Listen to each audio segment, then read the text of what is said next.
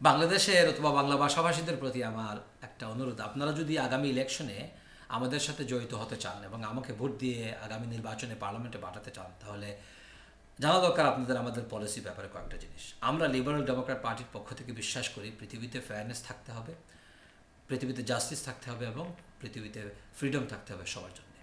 এই তিনটা মূলনীতির উপর ভিত্তি করে আমাদের আহ্বান হলো এটা, যে আপনারা আপনাদের দেশে ডেমোক্রেটিক রিফর্মের জন্য কাজ করেন, আমরা সাহায্য সহযোগিতা করব।